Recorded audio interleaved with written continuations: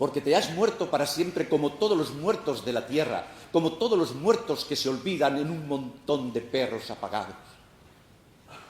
No te conoce nadie, no, pero yo te canto. Yo canto para luego tu perfil y tu gracia, la madurez insigne de tu conocimiento, tu apetencia de muerte y el sabor de su boca. La tristeza que tuvo tu valiente alegría tardará mucho tiempo en nacer, si es que nace. Un andaluz tan claro, tan rico de aventura. Yo canto su elegancia con palabras que gimen y recuerdo una brisa triste por los olivos. Si eres muy desgraciado, igual te dura 90.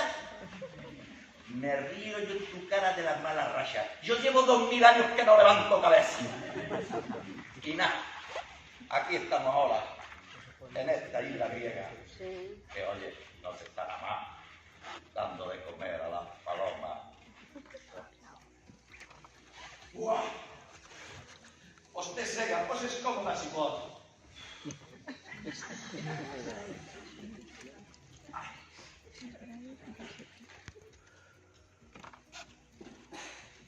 Este columbario que pone los ojos amarillos.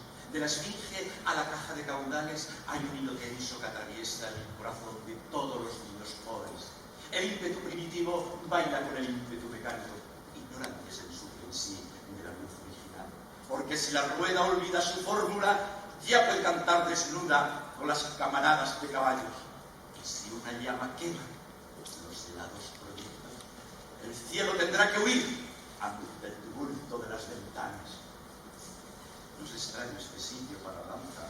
Yo lo digo, el mascarón bailará entre columnas de sangre y de números, entre huracanes de oro y gemidos de obreros parados que aullarán noche oscura por tu tiempo sin luces. Oh salvaje Norteamérica, oh impúdica, oh salvaje tendida en la frontera de la nieve.